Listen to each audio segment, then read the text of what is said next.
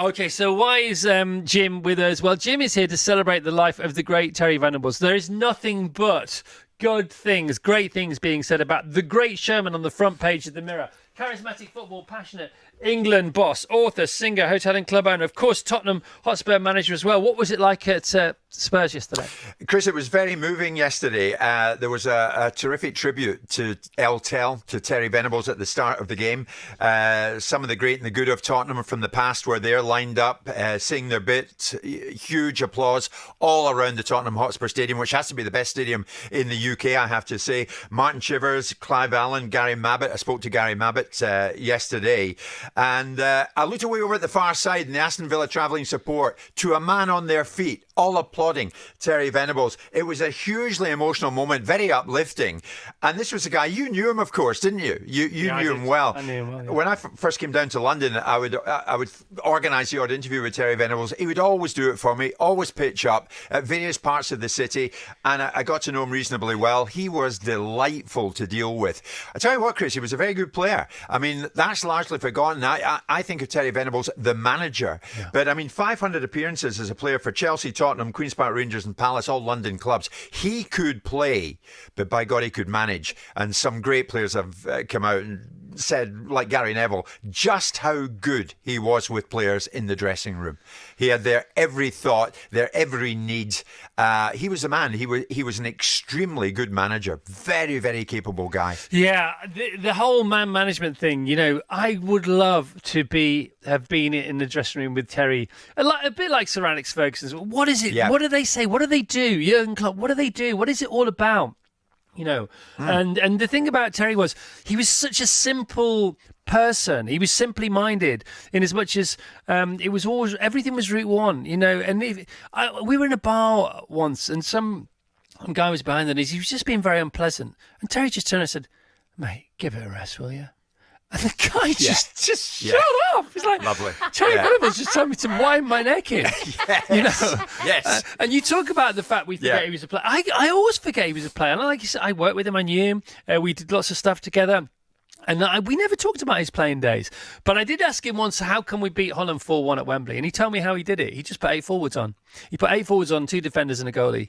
He said, and Holland didn't know what hit them. So he did things like that. You're absolutely right. He did the simple things correctly. But he made players better.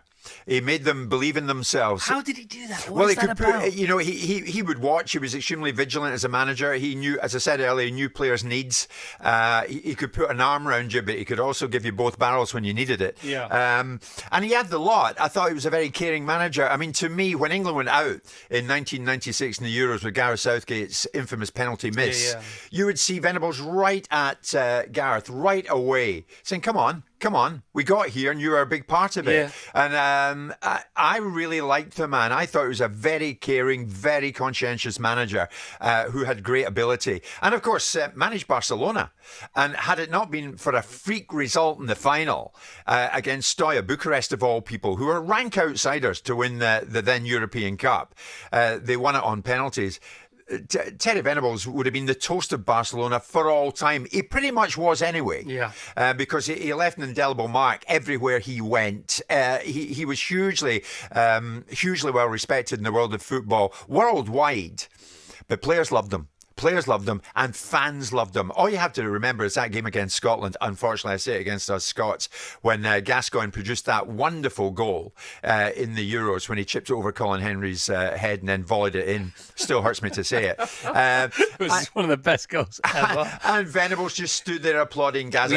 Were you there that night? I was not. I watched it in a... Were you there, were you? It was amazing. Oh, that must have been one of the best nights you've ever had in football. Ridiculous. I watched it in the studios of Scottish television and honestly, there was mass wailing going on. We were in a terrible state at the end of that. But I mean, he was one of the few people that actually got Gaza and knew how to get the best out of Gascoigne. If you can do that, you're pretty much a G for genius. Fatherly figure. Yeah, yeah. He's just a fatherly. You felt safe in his company. You felt inspired in his company, but also he had an edge to him. One of the things I loved about him was this wine bar that he used to go to. He used to go there every day at 4:30. Mottcomb's in Mottcombe Street, and you know sometimes you hear about these places like Clint Eastwood's got this favourite restaurant in Pebble Beach, but he's never there. You know, I believe me, I've checked many times. Yeah. And people used to say, "Is that where Terry Venables drinks?" Says, "Yeah." When? 4:30 every day, Monday through Friday. No, he doesn't. And if you went in there at 4:30, he'd be there. And he wouldn't hold court. He would turn up on his own. Yeah. He's always be home for tea. Because he said, I need to be home for 5:30. He'd get there at 4:30. He'd have 1.5 glasses of white wine, the house white, maybe 2, but no more than that. Believe me, I tried to get him to stay for a third. Wasn't interested. And, took anything, few things seriously, apart from the things that needed to be taken seriously, but he never, ever took himself seriously, ever. That's right. I mean, one of the sad aspects of it all is that he and Alan Sugar parted on very acrimonious terms, and I always felt sad about that because they were two very, very big people. Well, big Authority names. didn't like him.